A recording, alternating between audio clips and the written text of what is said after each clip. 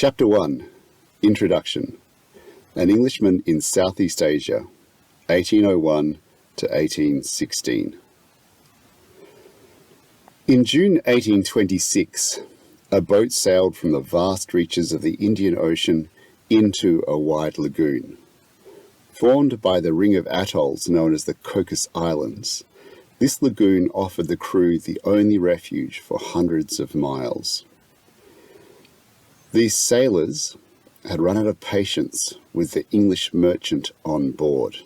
Indeed, the crew suspected that the 100 or so Malay passengers from various parts of Southeast Asia were actually the merchant's slaves.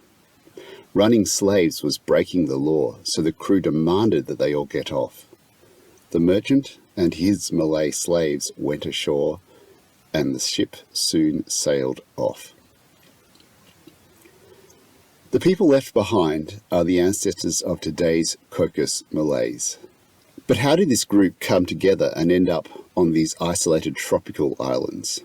To answer this, we need to look at the historical situation in Southeast Asia.